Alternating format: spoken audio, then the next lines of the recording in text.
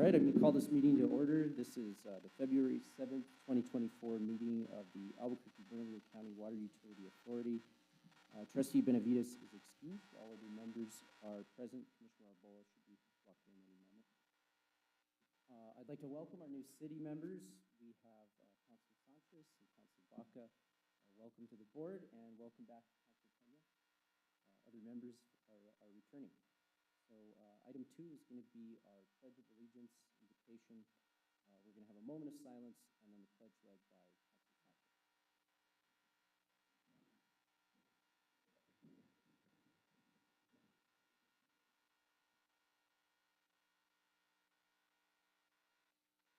I pledge allegiance to the flag of the United States of America and to the republic for which it stands, one nation, under God, indivisible, with liberty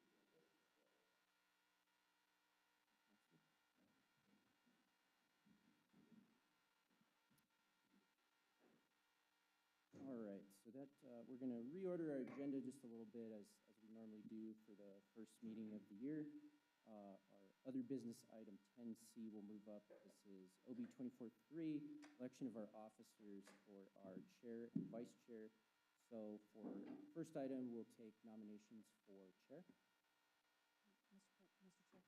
Commissioner Baca. I nominate you, Olivas, Commissioner Olivas for chair.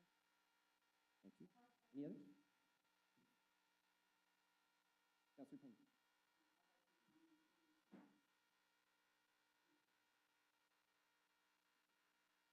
Okay, I'll second. Any other nominations? Okay, seeing none, we'll proceed with a vote on each member. First one to majority is elected the chair. So first for myself, Olivas. All in favor, say aye. Aye. We have 4. So that's a majority vote. So we'll go ahead and proceed to item 2, election of the vice chair. Do we have any nominations for vice chair?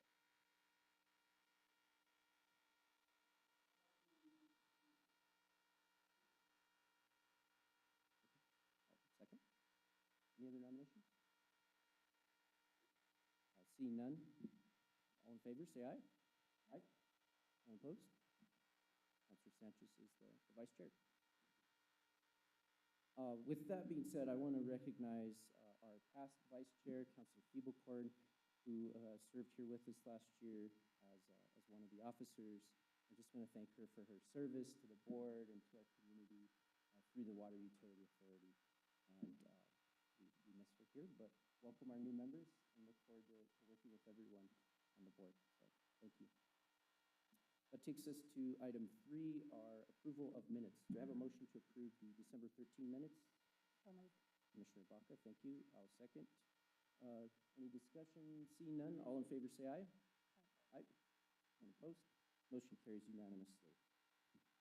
Okay, it is time for my favorite item on these meetings, our proclamations and awards, something I think is really unique that the Water Utility Authority does to recognize employees that have gone above and beyond in the line of service, whether that is sometimes helping community members, sometimes it's helping fix problems that we have in the utility. So it's a really cool item, and I always love seeing these awards and recognizing these employees. So if the employee is here to receive the award, please come forward when your name is called.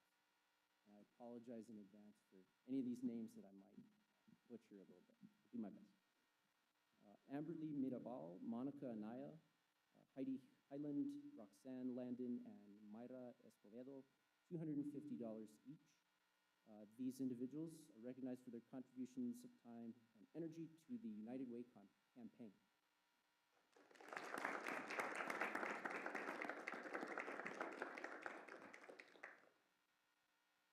Lawrence Trujillo, $250.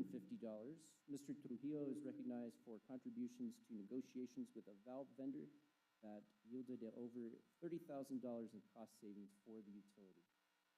Thank you, Mr. Trujillo. Carlos Sena, Barney Baca, and Jonah Martinez, $200 plus 10 hours of paid leave each.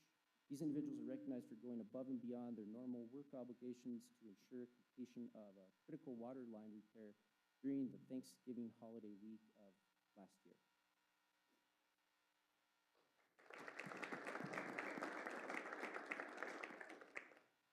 Vincent Gonzalez and Carlos Sandoval, $250 each. These individuals are recognized for working outside their normal job responsibilities to help organize employee development events related to health, safety, and team building. Thank you.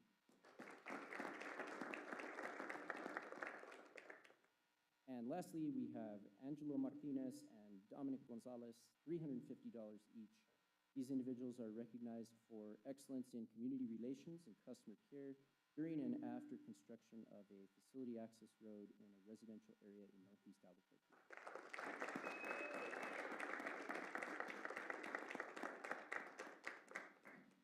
So yeah, just once again, I want to thank all of our employees, those that were recognized and those that were not, for their outstanding service, and just want to recognize our executive staff for having this very unique program to recognize the service of individuals and incentivize really just going above and beyond and doing good work. So thank you so much.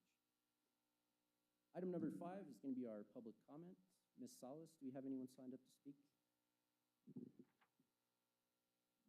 We have one speaker, Elaine Hebert. I'll bring her in. All right. Thank you so much, Ms. Hebert. You know the rules, but just to reiterate, you'll have 3 minutes to speak with a warning at 2.5 minutes. And I do believe we got your written comments beforehand, so thank you so much. You have the floor. Thank you. Good afternoon and welcome. My name is Elaine Hebert. Can you hear me? Sorry. Yes, ma'am. Yes? Loud and clear. Okay. As many of you know, I'm a long-time attendee of the meetings and strive to provide comments and suggestions from another perspective. This is your second most favorite part of the meeting. Today, I will comment on groundwater and pumping depletions. In my written comments, I discussed GPCD issues and made some suggestions with regard to the FY25 objectives. Won't have time to cover those, but I hope you will consider them. The Middle Rio Grande between Cochiti and Elephant Butte is in trouble. We are consuming more water than we are allowed under the compact. Last year, the river ran dry in several places. Again. Irrigators did not receive full allotments. Again. ABCWA did not divert surface water in late summer, relying on groundwater resources, which in turn deplete future river flows even more. Reportedly, draft compact year-end accounting indicates that the New Mexico's debit will increase to about 120,000 acre-feet from last year's 93,000 acre-feet. Clearly, we all must reduce depletions. According to the water report today, by last July, groundwater pumping was more than 140% above the goal. What did it end up being for last year? What happens with respect to last year's overage of pumping vis-a-vis the goal? Does the overage just disappear? Or should there be actions which incorporate it? How much improvement was seen done due to the actions implemented under the advisory drought? Are more needed to be recommended? Any actions to curtail usage, particularly outside usage, should be presented next month in order to be enacted in time. The TCAC had a presentation on Water 2120 in its February packet, which is online. One slide read that, quote, the next update is in the early planning phase scheduled for 2026. Given the overage in pumping last year, how are the projections in Water 2120 and the 2021 update matching up with reality? Plus, additional demands are to be met with groundwater, like Intel and Maxion. Should additional actions be taken now? My point is that we really need to change the long-term projections. The reason for having the aquifer levels rise is to reduce depletions in river flows, which in turn allows more water to be recycled. Reaching the 50-foot below pre-development levels, which is the goal on all of those graphs that are in Chapter 6, allows more water to be recycled. Sorry, still means that there will still be depletions because we're not even paying back the first 50 feet. Depletions have to be paid for, which the ABCWA does by using water rights and return flows to the wastewater treatment plant. Those return flows are mostly ancient water not returning to the aquifer, but to the cosmic hydrologic system. What are the long-term costs of using return flows to offset depletions versus recycling that water and reducing the pumping? Thank you. Thank you so much, Ms. Hubbard. We always appreciate your comments, and the thoroughness of your written comments in particular are always fascinating information that you bring forward. So thank you as always. That concludes public comment, right, Ms. Salas? Yes. Thank you. That takes us to item 6, announcements and communications. Our next scheduled meeting will be March 20th at 5 p.m. right here in the Vincent Diego Chambers. And item B, just to announce, we do have a vacancy on our Technical Customer Advisory Committee. So for members of the public that are qualified, we encourage you to apply. Takes us to item 7, introduction of legislation. Item A, we just have one item here, our 24-3. This item is for introduction and immediate action. This will be amending the approved operating and capital implementation program budgets for the utility ending at the end of this current fiscal year. And so Ms. Marta Ortiz is here to present. And just so everybody's clear, this resolution will be presented, or I guess this will be presented again under the approvals. So right now, this will just be a motion to suspend the rules and consider this item for immediate action because we need to adjust this budget. So I'd make a motion to suspend the rules and consider for immediate action. Second from Councilor Baca. Any discussion on this? Not seeing any. All in favor, please say aye. Aye. None opposed. The motion carries. That takes us to our consent agenda. Director Sanchez is here if there are any questions on anything here. Do I have a motion for the consent agenda? I'll second. A motion second. Any discussion on our consent items tonight or items that we want to pull off? Not seeing any. All in favor, please say aye. Aye. None opposed. Motion carries unanimously. That takes us to our approvals, item 9. Each of these will have their own motion, second vote. So our first item is going to be that item that we just suspended the rules for to amend our operating budget. Ms. Ortiz, welcome. Good evening, Mr. Chair, respective board members. My name is Marta Ortiz. I'm the Chief Finance Officer for the Water Authority. Before you this evening is a resolution for our mid-year adjustments.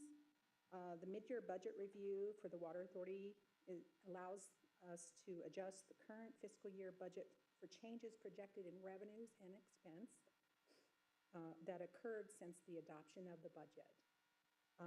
For the operating fund, this proposed, there's an increase in operating revenue at $5 million due to the interest revenue trends, which represent about 2% increase in overall total revenue. The net decrease in fund balance is $5.1 million. This recommendation will decrease the fund balance for operating to bring it down to 21.5%. And the revised projected budget would be $18.8 million at the fiscal year end. As of December 31st, there is a cash reserve at 286 days. The expenses that are offset from these revenue adjustments are primarily due to chemical and electricity cost increases. And we'll go over that in the quarterly review as well. For the capital funds, the net increase in capital revenue is $11.9 million. This is due to the increase in the water resource charges and also state and grants that we're receiving from the Navajo Nation. The decrease would be $12 million. This represents us to align the current projects that are ongoing to the various commitments that we have. And lastly, for the debt service fund, a net decrease of $9.6 million. This is due to the recent revenue bonds that we received.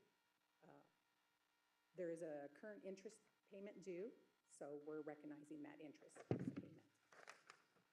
I stand for questions if you have any questions. Thank you, Ms. Ortiz. Questions from board members? Not seeing any. With that, I'll make a motion for approval. Do I have a second? Second. And any discussion here? Seeing none, all in favor, say aye. Aye. And opposed? Thank you. Thank you. Look forward to hearing from you on the other item. Item 9B is C-24-1, approval of our contract with AUI for the To'Hajiilee Water Supply Project, exciting project. Looking forward to hearing from you, Mr. Rock. Mr. Chairman, members of the board, my name is David Laughlin, Division Manager for Planning and Engineering for the Water Authority. The request you have before you is approval of a contract with AUI for the Tohajli Water Supply Project. This is a project that we've been involved with for many years now. Very excited to get this close to construction at this point. AUI was the low bidder on the project. This project will consist of a 7.5-mile pipeline across country that will supply much needed potable water to the Tohajli community for the Navajo Nation. The project is funded with Water Trust Board funds, Navajo Nation funds, and county ARPA funds. And so we recommend approval of this contract, and I stand for any questions. Thank you, sir. Great work on this. Commissioner Baca? Yes, Mr. Loughlin and Mark, thank you so much for moving this forward. It's, as you said, long awaited, long overdue, and so we look forward to bringing this to fruition and getting good water. So thanks so much. Look forward to it. I'm in favor. We're very excited, and the credit goes to our amazing staff. Victoria Derry, Raymond Sandoval, and Souter Miller have put in a lot of time and effort on this. So. Any other questions or Okay. comments? Yeah, Commissioner Roybal. I just, thank you. I too am excited to see this project moving. Is there estimated timelines? I know you're saying to get it. So if we get the contract, we'll get the contract signed in the next week or so, and then we'll be immediately moving forward with a pre-construction conference.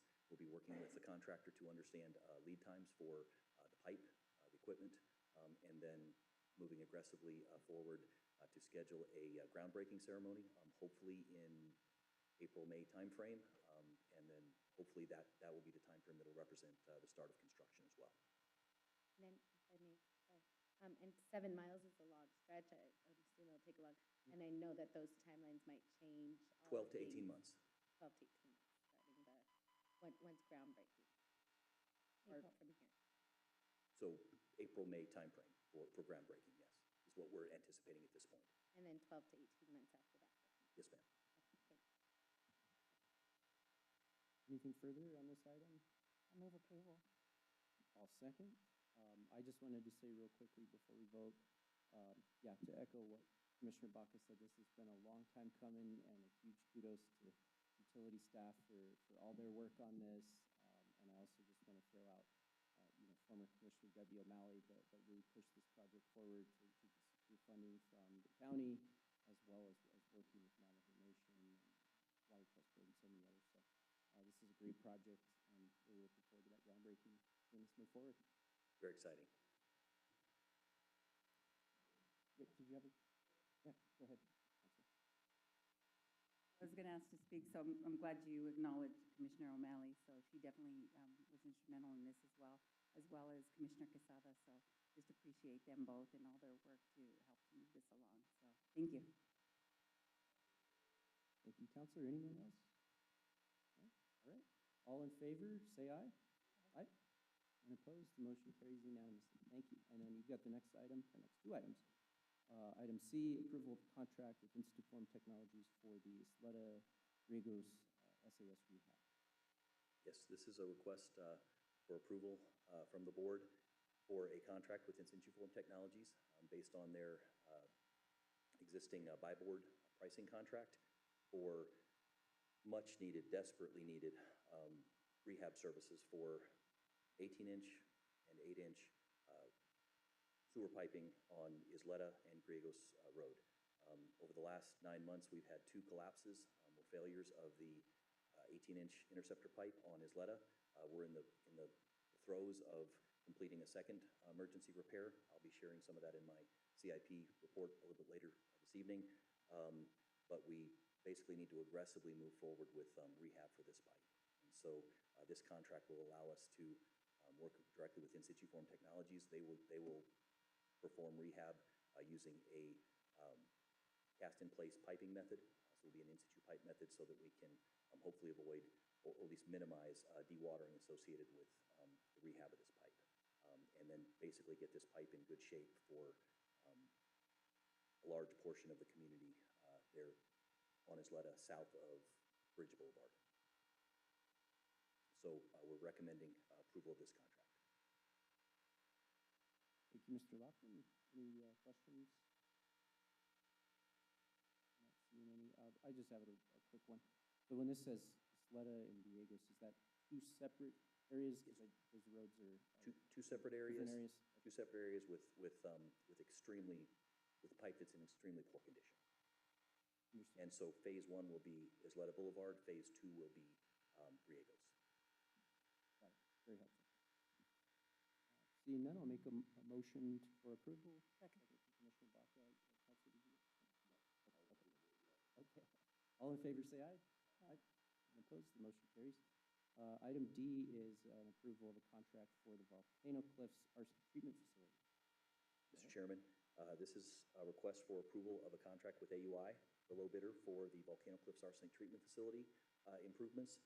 This project will install a new arsenic treatment facility at our Volcano Cliffs reservoir site, which will ultimately result in an ability to produce 17 million gallons per day of potable water on the west side using existing high arsenic wells that we have on the west side.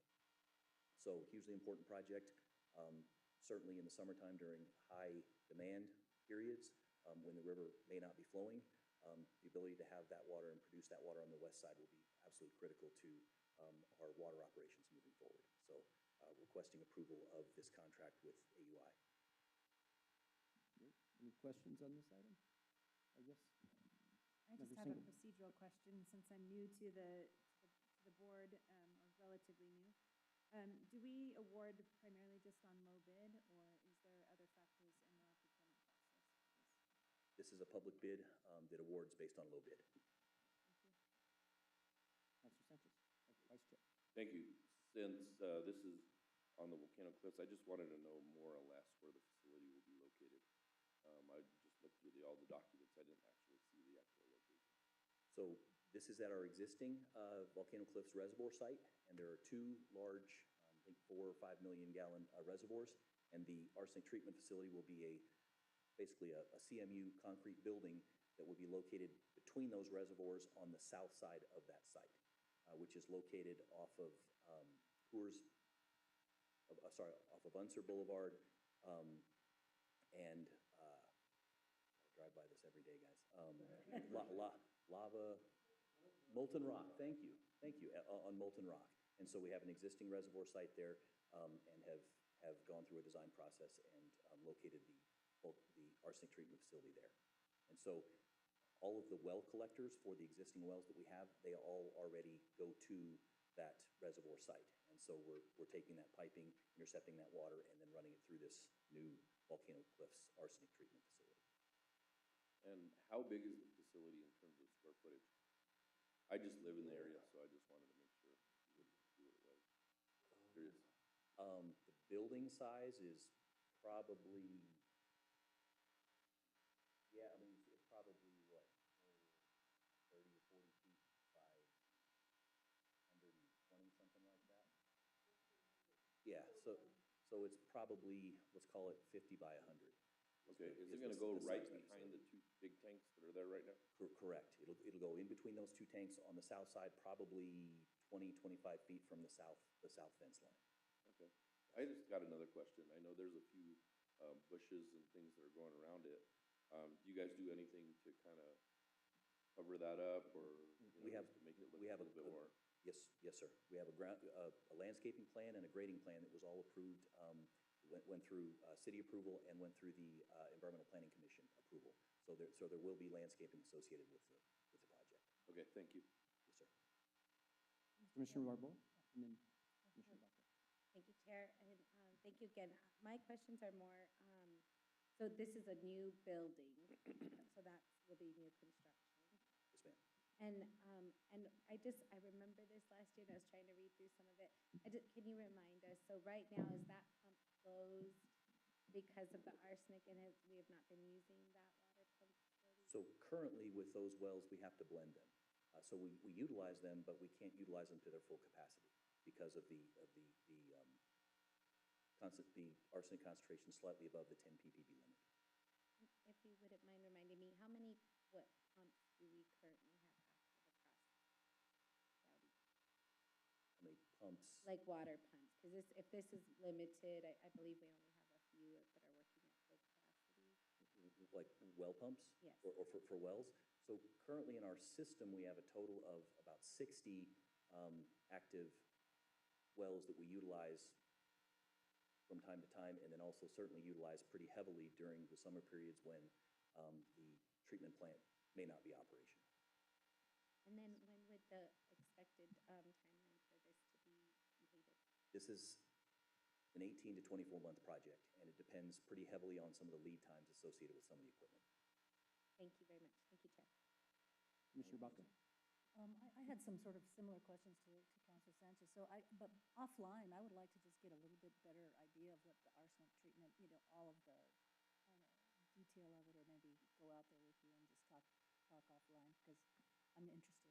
We'd be happy to do that. Thank you. Okay, great. Councilor Sanchez? One more question. Right next to that facility, there is actually a pipeline and a sewer line that go all the way up to the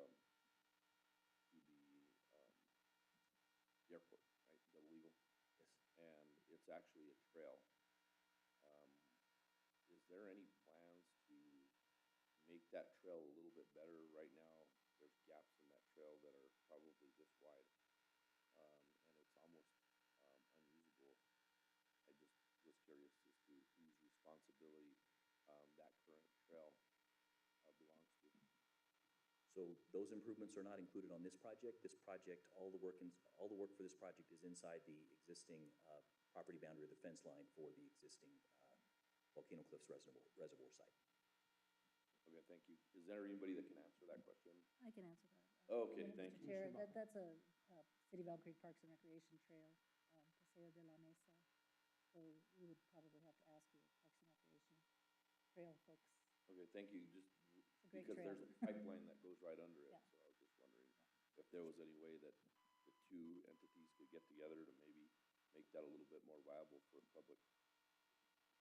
So something I'll be thinking about. Thank you. Thank you, Council. And Commissioner, former Parks and Rec Director. Anything further from board members here? I just wanted to ask a quick question on, you said 17 million gallons per day? Yes, sir. And if I remember right, kind of when I have talked to some of the staff about what we use in summer peak use is like 138 million gallons a day, or 100 Peak day. mid-hundreds, right? Peak day, So yes. that's a pretty good chunk of extra capacity there that this facility adds. Definitely, Mr. Chairman, yes, very important. Great, that's awesome. I move approval. Second from Member Single. Any further discussion here? Not seeing any. All in favor, say aye. Aye. None opposed, motion carries. And that takes us to our, thank you, Mr. Laughlin, always appreciate it. Takes us to our final item for approval, which is our second quarter financial report from Ms. Ortiz. Thanks, Mr. Chair and respective board members. So you can see the advance.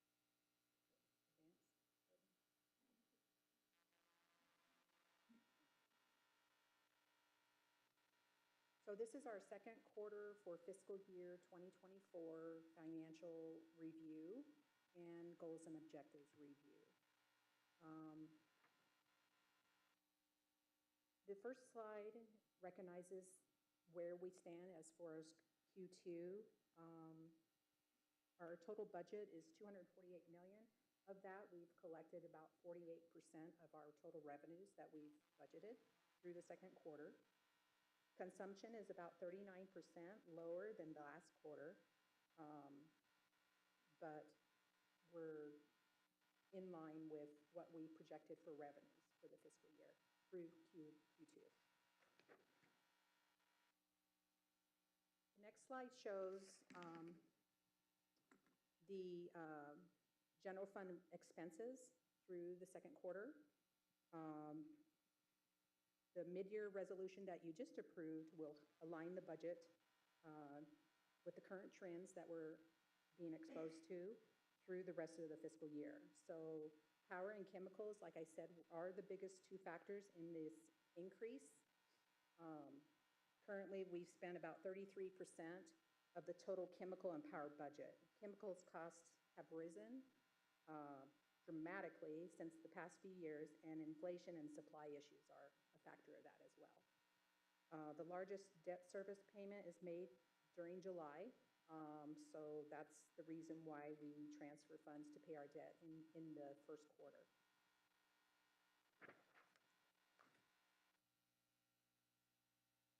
The next slide indicates our working capital balance and days cash on hand. The working capital is basically a balance of revenues and expenses. The Water Authority targets a 1/12 total expense by the fiscal year, and we're slightly right on target through the second quarter. Days cash on hand is slightly below the projected target of 350 days, but it's risen since the last quarter, so we're at 286 days.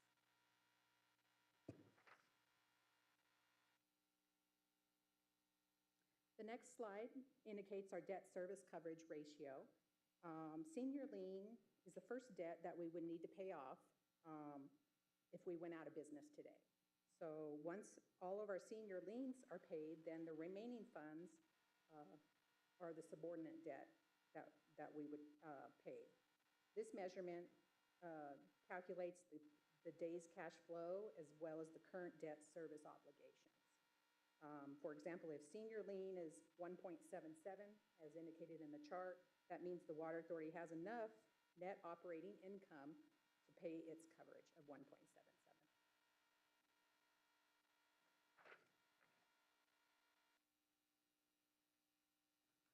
The next slide shows our capital funds. Projects continue. We've spent $38.5 million through the second quarter of the fiscal year. Just over 50% of that has been spent on interceptor renewal, the San Juan Chama Water Treatment Plant, automated bar screens, the Kirtland Air Force Base TRS interceptor, the primary clarifiers at the Southside Water Reclamation Plant, and various other projects. Projects continue to exceed 3 to 6 months out due to delays in material availabilities, so that's why the projects are lagging.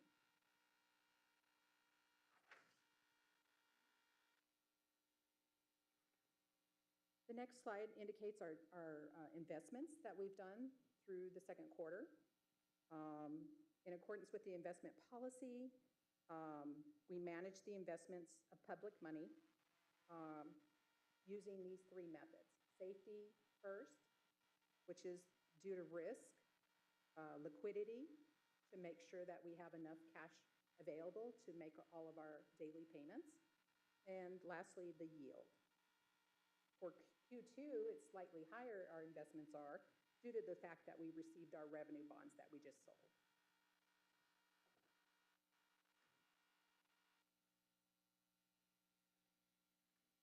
The next slide is our performance scorecard.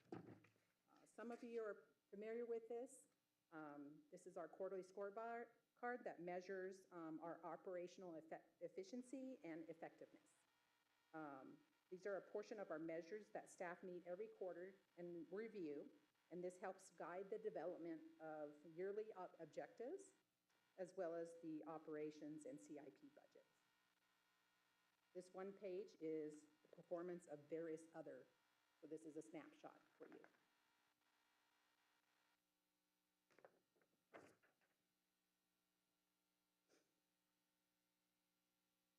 And the next 5 slides are related to our goals and objectives.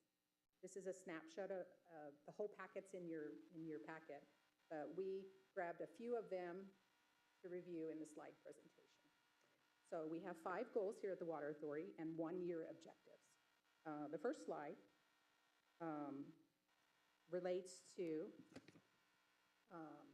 water supply and operations. So the first objective indicates the impact of wide-scale power outages. We are coordinating with PNM, and PNM has completed its assessment and potential outages of 3 bulk power stations, and has initiated an assessment for impact of downstream power outages. The Water Authority will conduct a system hydraulic modeling simulation that will be performed after this assessment. The second one is related to support and an advocate for Water Authority interest through the Colorado River. Our Water Resource Division Manager sits on the chair of that committee, and we have communications and outreach with that organization on the betterment of the Water Authority and our agreement. Also, there's a stakeholders interest meeting for non-functional turf focus on February 22nd. Next is our goal 2, which is the wastewater collections and operations goal. The first, this is one that the Water Authority is very proud of. We seek recognition of the National Association of Clean Water Agencies, ANACWA, for Peak Performance Award Program for permanent compliance. Through the second quarter and the calendar year of 2023, we've had 0 incidents and we're going to be submitting an award for that. The second one is the manhole monitoring pilot study. This is to diagnose flow patterns and provide advanced alerts downstream blockages. Through the second quarter, there's no blockages that have occurred, and they're monitoring those locations at this time. The Water Authority will redeploy 3 monitors that were previously removed and try to detect if there's any issues going forward. The third goal is customer service. One of the objectives is to have a billing accuracy of no more than 8 errors per 10,000 bills.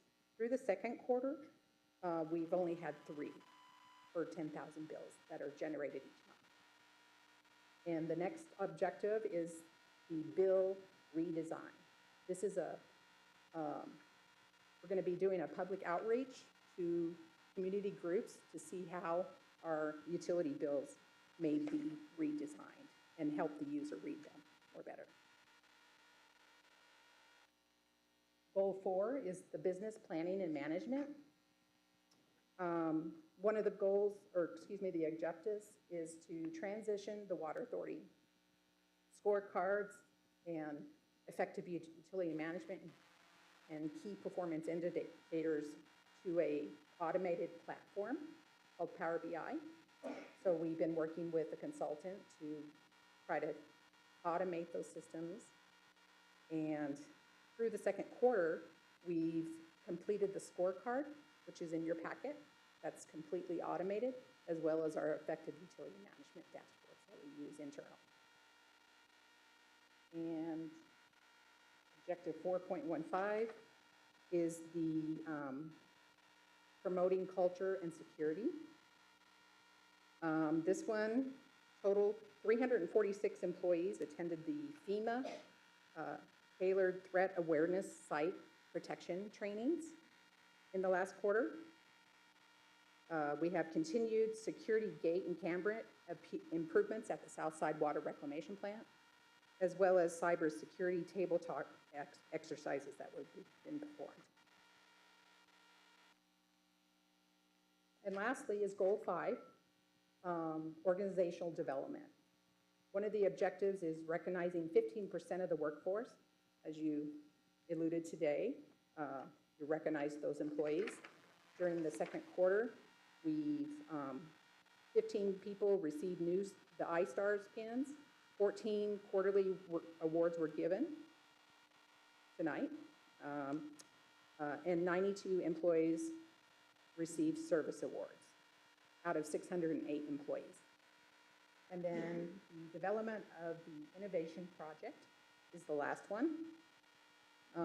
This is a innovation program to help employees be on the lookout for innovation and ideals that may happen through the quarter.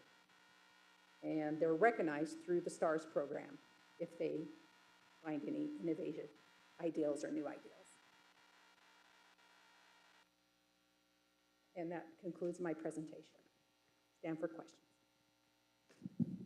Very thorough presentation. Thank you so much. Do you have any? Yes, Commissioner Barboa. Thank you, Chair. I just thought. Last time, or that last question you talked about, when you're on the, yeah, return to the slide, please. Which one? The previous one, the Develop Innovation Project, that, I love the way you all incentivize things here for folks to think creatively. Is that because this is under the sort of the workforce development? Is this innovations in workforce, or are we talking innovations in? Basically, it's for the organization Water. itself. In water, in whatever the water has to. Mostly internal, because we give awards for people that are innovative. In their department. In their department, or even outside, yes. And bring those ideals to the water authority, yes. Great, thanks. And a bit of a follow-up question, I mean, just because it's of great interest to me and impact to my community, it's impact to all of us. When I look at the budget, I don't specifically see where that water, where I live close to the Air Force Base, so I know we have another monitor that we've been, employed, and I know we've gotten, or the water utility has gotten state funding for that. Is that monitor in the budget? Is it stuff we're still asking for state? Are you talking to the Kirtland Air Force Base monitoring well? Yes. Thank So you. that's been complete, the construction's complete for the first one. I believe we asked for different funding, right? And I think they're looking for another site, correct me if I'm wrong. Is that correct? That's correct. Okay, thank you. And so that's recognized in this budget? Yes. So it won't be recognized unless we get awarded through the state. So the first one has already been constructed, and that's done. So we're seeking additional funding for the next one. And so like, I'm sorry, I don't understand this That's fully. okay. But That's okay. so like, when you say the first one's already done, there's consistent monitoring of the wells that cost. Diane can explain it a little Thank better than I can. Chair and Commissioner Barboa. The Kirtland Air Force Base Data Gap monitoring well that we have installed, we are monitoring that regularly. That's built into the contractual services for water resources. That's like a minimal cost per quarter. The second well that Marta mentioned is going to be drilled and installed. That's all through capital outlay funds that we've received. I don't believe that shows up in our budget because it's additional funding pool, so it doesn't have a line item. But once it's drilled and constructed and we're sampling it, then it will also be wrapped up into our contractual services. I think this. Thank you. Hopefully that. Okay. Thank you. Thank you, Diane, and thank you. And I'd love to know the capital outlay sponsors that support that, not now, but just so I can thank them myself. Thank you. Other questions? Yes, Member Single. Mr. Chair, thank you. I have a question on the slide that had the performance indicator scorecard. And I think that this is going to be a simple answer, but the last Yeah. two items on that scorecard, I believe, was today's budget adjustment to correct those two bottom items where we're, our expenses to budget percentage is off. Are you talking the scorecard? Yes. That's related to the performance indicators that we do internally. So the scorecard that measures our performance, like PM to CM ratios, things like that, that's in your scorecard. That's what that is. We're trying to automate that. It's not related to the budget adjustment that you just approved. Okay, so the scorecard talks about finances, revenues to expenses. That is not We measure related that. to our budget adjustment that we did today. No, that just measures how we're performing as a water authority. So those performance measures are just key performance indicators that help us manage the water authority. And we monitor the revenues against the expenditures, to make sure they're in line. If that helps explain it. I'll follow up later. Okay, sure. Thank you. Any questions? I guess I had just kind of one, I think it's more of a comment, but with regards to kind of those cost increases, it seems like from what we saw last year, they've tapered a little bit. I mean, there's still more than what was Still high, budgeted. but they're not as bad as they were. Yeah, it yes, seemed like last year we were close to like 150% or something like that, and Correct. or 118 or whatever, so it's still escalating, but escalating at a lower rate. Correct. very good. And yeah, I just want to thank you for, you know, going through some of these goals and objectives and running us through the scorecard model and stuff. Thank you so much. There's nothing further here. We do need a motion for approval here. So moved. Move to approve. Motion and second. Any further discussion? Not seeing any. All in favor, say aye. Aye. Aye. None opposed. The motion carries unanimously. So that's our last voting item. Our last two items are other business. So we've got our water report first up with Mr. Bustos. Good to see you again. Good evening, Chair, members of the board. Good to be here. I'm going to be talking about the water report and also updating on the non-functional turf grass objective that Martha mentioned. We're currently looking at severe drought here for the county. Certainly, things have improved in the last month. The map that we're showing is the map from last month. But certainly things have improved. This week is supposed to be really good in regards to like coolness and precipitation, and it's certainly looking like the month of February, we're gonna have favorable conditions here for the county. We were able to meet our demand for December using 83% of surface water, and as you will see in our next slide, even though we had a surge in demand compared to 2022, which resulted in our UPCD increasing, we still managed to keep that demand below the levels that we saw peaking in 2020 and 2021 with the same population. We haven't experienced a really increase in population here in the service area. So what we're seeing is that demand overall and the production was lower than 2020 and 2021, but it certainly went up compared to 2022. And I'll talk a little bit about why we think that happened.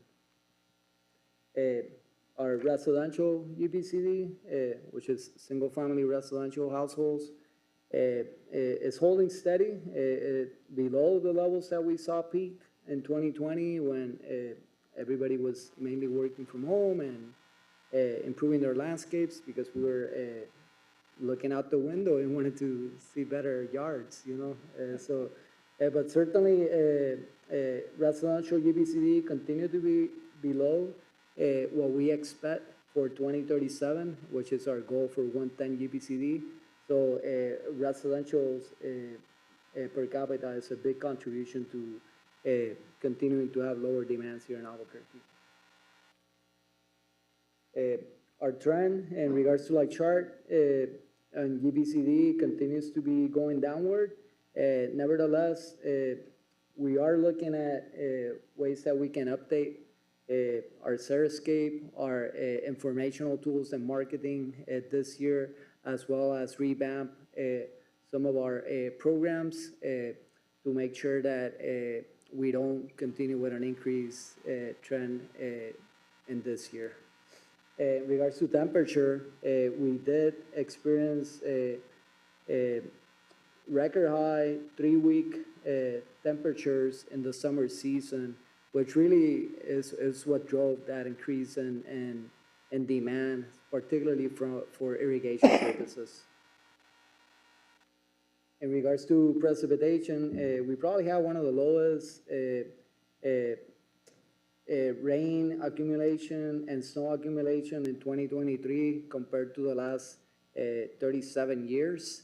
So really, it was really dry. I think the total, the actual calculated amount was about 5.7 inches, which, you know, that's really when you look at the amount of trees and landscapes that we have in Albuquerque, which I'll be talking about that in later slides.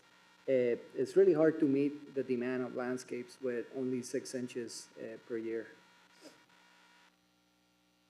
We're monitoring snowpack, and mainly in the Rio Chama headwater and the headwater of the Rio Grande and Upper Rio Grande. And without capturing what happened in the last 3 weeks, it's certainly looking like we're below average for some of the headwaters. but certainly February and March is supposed to be when we get most of the snow, which we're really anticipating it happens. In regards to looking towards the future, it looks like, at least in New Mexico and some areas of Arizona, drought will continue to persist and be roaming. Of course, we need to apply what happened in the last 3 weeks and what happens in February, but we're kind of like planning as if we're gonna have another summer season with high temperatures and lack of precipitation, just so it doesn't get us up unplanned. We're still in stage 0. We continue to monitor. There really hasn't been a need to move to stage 1 based on demand. Right now, as we start the year and compare it to last year, our demand is about 3% less than last year when we started. I think that has to do a lot with the amount of snow that we've been getting, precipitation, hail. Today we got everything. And how customers and how we tend to respond to coolness and having more precipitation and not using water outdoors. I'm gonna update an exciting project that we're working on, which comes out of the Colorado River Basin Water Users MOU, which is a pledge that we did along other 32 municipal water users along the region that use the Colorado River as one of their sources. And one of the main pledges is to reduce the amount of non-functional turf grass that's here in Albuquerque. And in order to do that, first we need to identify how much turf grass is within our service area, and then we need to define what's non-functional turf grass. So in order to do that, we're starting to capture some general assumptions of what could be considered non-functional turf grass. If you start looking at these areas, it may serve a purpose for aesthetics, but does it serve a purpose for recreational community gatherings, any cultural event? Can you actually place frisbee or do something in this strips of turf grass? And could we transform those areas to potentially maybe have pollinator plants, have more trees, and benefit our community in other ways? So we're using some of those assumptions, and we're working with the University of New Mexico Earth Data Analysis Center to identify how much turf grass there's available here in Albuquerque. And what we're doing is that we're looking at our service points, then we're using a LiDAR technology, which is a public information available, which basically captures moisture in a parcel and is able to transcribe that information using imagery and identify what's turf grass, what's urban trees, and what's also xeriscapes. So what we know is that 160,000 of our users are irrigating in some form, way, or shape or their lands.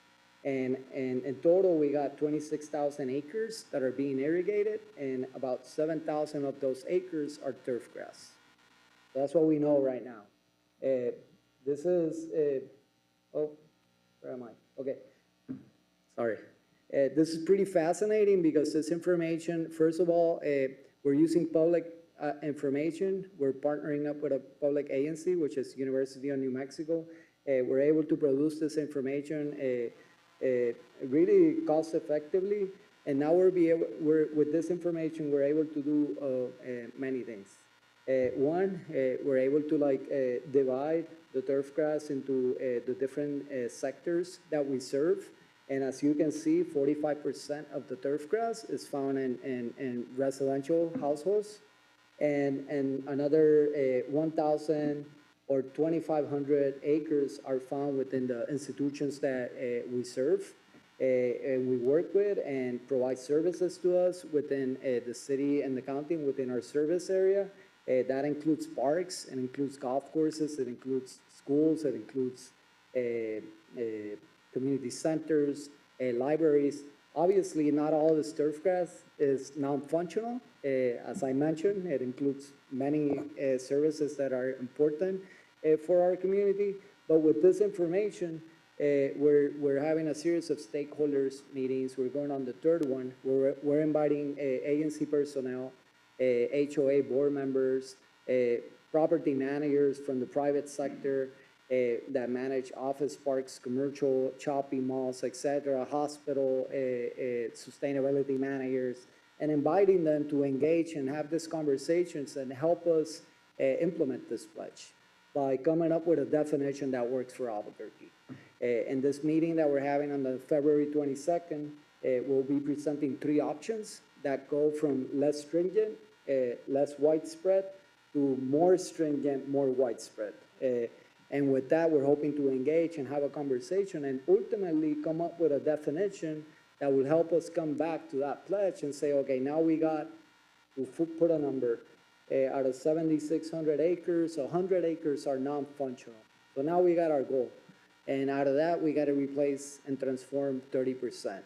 And with that, the idea is that we're working with our consultants. We're going to get back a series of recommendations of how to implement this program, be it through program additional incentives, partnerships, collaborations, be it by updating some of our ordinance, our requirements for new service, and working with the city and the county to update the future development and redevelopment codes to ensure that non-functional turf grass is not part of new development. So generally, the goal is to, by midsummer, have a plan and a strategy that we'll present to the board and how we're going to be implementing the pledge. And with that, be able to start achieving the savings that we expect with this new program. I'll stand for questions. Fascinating stuff. Questions, comments from the board? Mr. Barboa. Thank you, Chair. Thank you for this information. Yes, very fascinating. On this slide that you have here, so can you just explain like municipal versus multifamily, single family? Is municipal saying that it's, yeah, what does municipal mean? Okay, yes. So I think the 2 main confusing ones that we're trying to like merge together now is municipal and institutional. And municipal right now is mainly parks, recreational sites. So parks, open spaces from the city, from the county. Also is capturing medians. So there's a lot of, as we further break this down, we identify that almost 800 acres are in medians. So potentially that can be all considered non-functional turf grass. If that's ultimately that's the stakeholders' recommendation.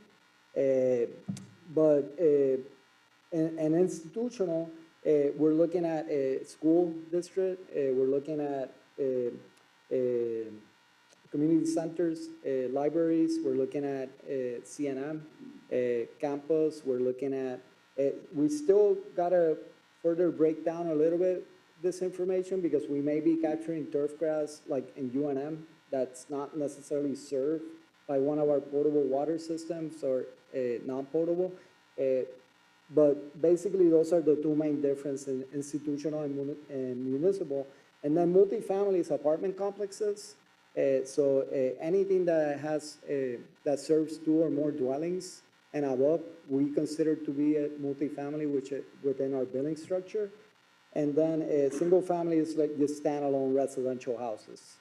And then the other is mainly basically what's left over, which we're trying to identify like where to plug it in.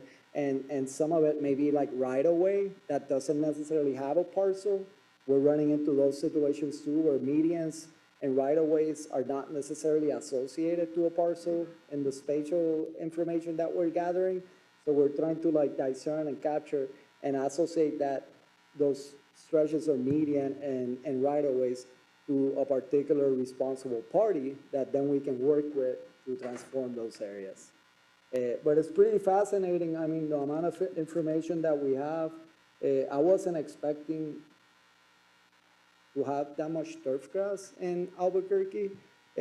But I'm sure if we were to like regress and look at the spatial analysis 20 years ago, most likely it would have been double.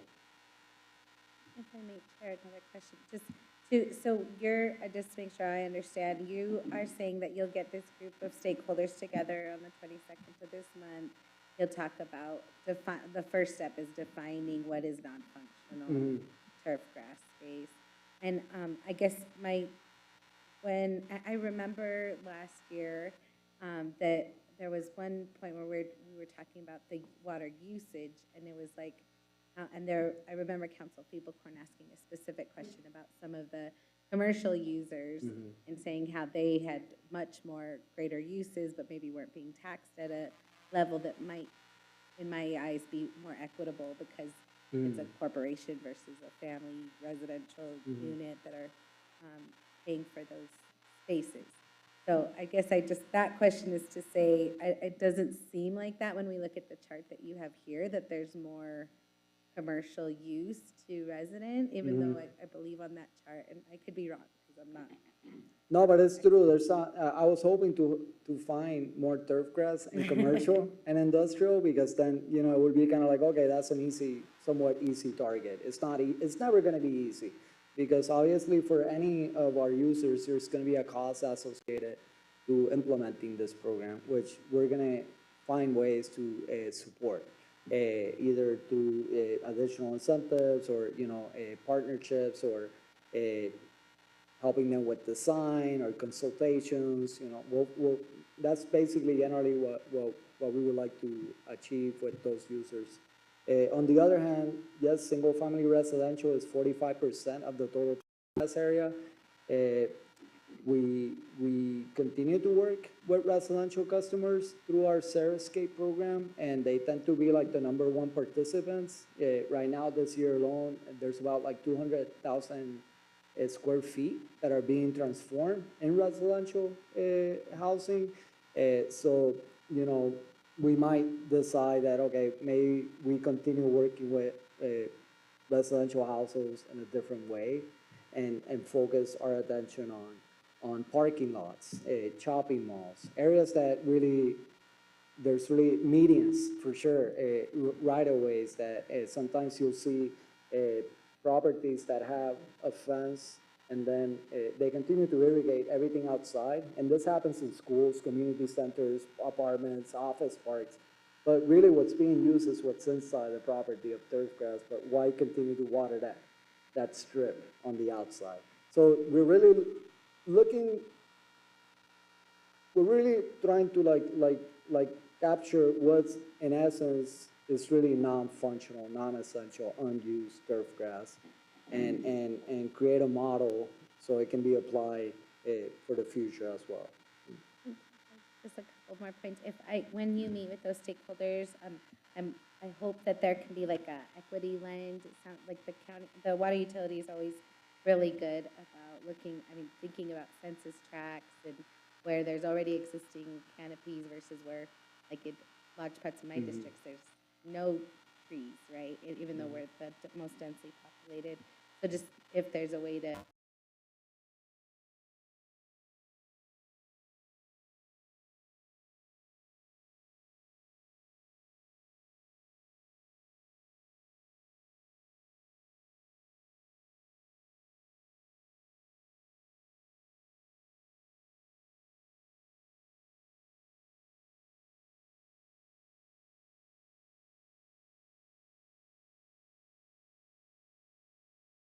move was to rocks, right? And then learn from this board